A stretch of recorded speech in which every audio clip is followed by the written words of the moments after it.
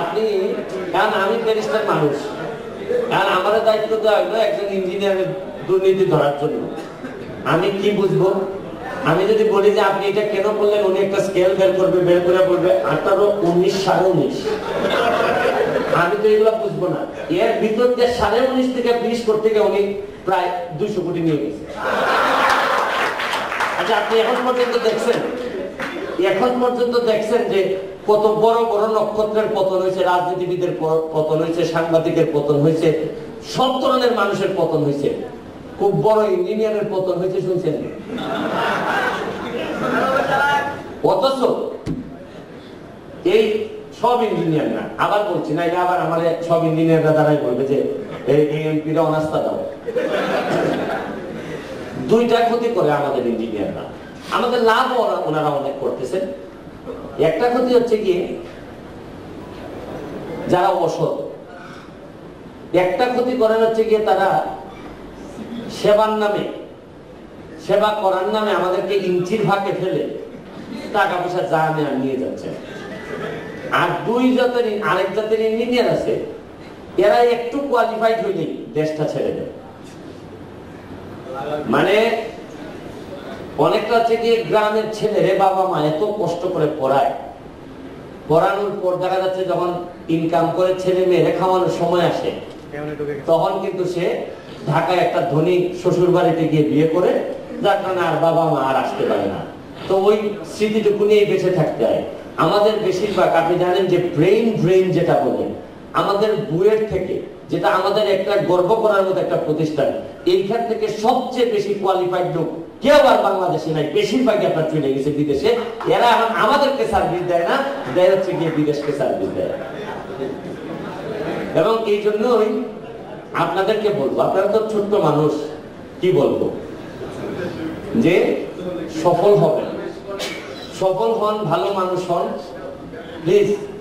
আপনারা অনেক বড় হবেন হয়তো, কিন্তু অনেক বড় হইলে আমাদেরকে আর ইঞ্চির ফাঁকে পেলেন না। আপনাদেরকে শপথ করতে হবে যে প্লিজ, ধরেন আমি ব্যারিস্টার হিসাবে আমি যদি এখন টাকা ইনকাম করতে চাইতাম, আমি এমপি হওয়ার আগে আমি অন্তত 50 কোটি টাকার মালিক থাকতাম।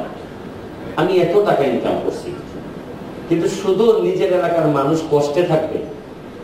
সব হয়তো ব্যারিস্টার সুমনের মতো নাও হইতে পারে, কিন্তু আমি বলছি না যে সব এইরকম লেভেলে চলে যেতে হবে। আমি তো আমার সর্বস্ব দিয়ে দিছি। এবং আমি তো এইবার এমপি হওয়ার কথা না, আমি তো নমিনেশনও পাই নাই। আমার বিধাতা হয়তো আমার নসিবে লেখা ছিল যে এত বেশি ভোট মানুষ আমার দিবে। কিন্তু আমি আপনাদের কাছে অনুরোধ করি যে দেশটাকে বাঁচানো এত কঠিন হয়ে পড়ছে, যে রন্ধ্রে রন্ধ্রে যেভাবে দুর্নীতি ঢুকে গেছে, আপনাদের সামনে যে কি অপেক্ষা করতেছে আমি নিজেও জানি না। এবং আমি চেষ্টা করে যাচ্ছি, যে বলে না যে স্রোতের প্রতিকূলে হেঁটে দেখো কতজন থাকে পাশে, স্রোতের অনুকূলিত কচুরি পানাও ভাসে। এই স্রোতের প্রতিকূলে যুদ্ধ করে যাচ্ছে। আমি আপনাদেরকেও বলবো যে যুদ্ধ করার মানসিকতা তৈরি হোক আপনাদের যুদ্ধ করার মানসিকতা যদি তৈরি হয়, সফলতা আপনাদের তত বেশি আপনাদের কাছে আসবে। আপনাদের জন্য অনেক বেশি শুভকামনা রইল। আপনারা বড় হন, বড় হয়ে বড় কিছু হয়ে আবার আমার সাথে দেখা করবেন। হয়তো তখন আমি আরো দুর্বল থাকবো, হয়তো এমপি থাকবো না, তাও আপনারা দেখা করে বলবেন যে ভাই আমি আপনার ওই আমাদের ওই প্রোগ্রামে আপনি ছিলেন। আমার ভালো লাগবে যে আপনি যদি আমার কথায়, এখানে একজন মানুষও যদি আমার কথায় যদি অনুপ্রেরণা পেয়ে জীবনে সফল হইতে পারেন, আমার অনেক ভালো লাগবে। আমার আজকে যে প্রায় 2 ঘন্টা সময় আমি কোর্ট মিস করে, যখন শুনছি যে বাচ্চাদের সামনে কথা বলতে হবে, তখন আমি কোর্ট মিস করে চলে আসছি। আপনারা জানেন যে আমি জাস্ট একটা শুনানিতে দাঁড়াইলেই আমি একটু পরে হওয়ার কথা ছিল, এটা আমি মিস করছি। হয়তো আমি প্রায় 80,000 টাকা পাইতাম, কিন্তু আমার কাছে মনে হয়েছে যে এই 80,000 টাকা, যেহেতু আমি টাকার প্রতি আমার কোনো টান নাই, টাকা যখন আমার জমাই না, তাহলে এই টাকার তো আমার অত বেশি দরকার নাই, যতটা দরকার আপনাদেরকে সফল বানানোর জন্য আমার যা যা করা লাগে।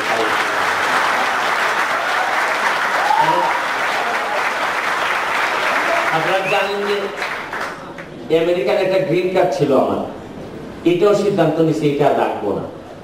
মানুষ গ্রিন কার্ডের জন্য কত চেষ্টা করে। আমার পরিবার, সকালবেলা উঠে আমার মা আমার বোনরা বলেন যে তুমি এটা ভুল করতেছো, তুমি বাংলাদেশের মানুষকে চিনো না, বাংলাদেশের মানুষকে তুমি যতই দিবা, এরা বঙ্গবন্ধুরে পর্যন্ত মেরে ফেলছে, এই জাতির জনকে পর্যন্ত এই দেশের মানুষ মেরে ফেলছে, তুমি জানো না এরা কত হারামি।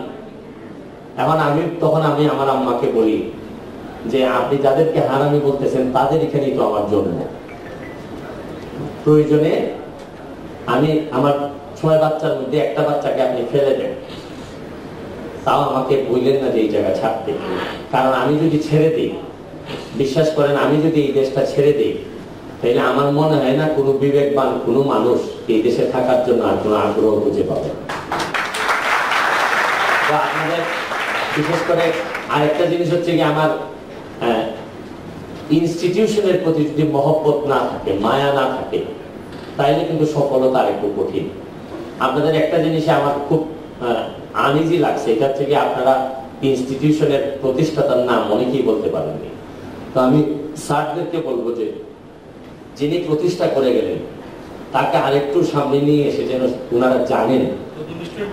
হ্যাঁ, নতুন স্টুডেন্ট হলেও আপনাদেরকে জানতে হবে, আপনাদেরকে, কারণ হচ্ছে কি একটা প্রতিষ্ঠানে যখন আপনি আসবেন তখন এই প্রতিষ্ঠাতার উদ্দেশ্য কি ছিল, যদি প্রতিষ্ঠানটা ওইভাবে আপনি চিন্তা না করে, ধারণ না করেন, শুনেন, যে আপনাকে শিক্ষা দিবে, যে আপনাকে সেবা দিবে, তাকে যদি ভালোবাসতে না পারেন, তার ব্যাপারে যদি না জানেন, তাইলে কিন্তু এই শিক্ষাটা অপূর্ণ থেকে যায়। যাই হোক, আমি রতীন্দ্র স্যারকে আমার শুভেচ্ছা। আর সিস্টেমটা এমন ভাবে ডেভেলপ করে রাখছে, আপনি কি জানেন একজন ইন্ডিভিজুয়াল মানুষ সবসময় সিস্টেমের কাছে পরাজিত হয়। কারণ দেখা গেল আমার প্রশাসন ধরেন ঘুষ খায়, ধরেন আমার সাথে যারা নির্বাচনে ছিল, যারা আমাকে হেল্প করছে নির্বাচনে, তারাও 2 নম্বরে করে।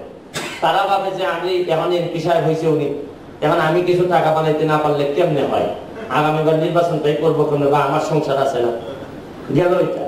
তারপর আমার প্রতিদ্বন্দ্বী যারা আমার কাছে পরাজিত হয়েছে, তারা সবসময় বসে থাকেন যে কিভাবে আমাকে কোনো একটা ছোটখাটো ভুল হইলেও এটা মহাজাগতিক ভুল বিবেচনা করে এটারে।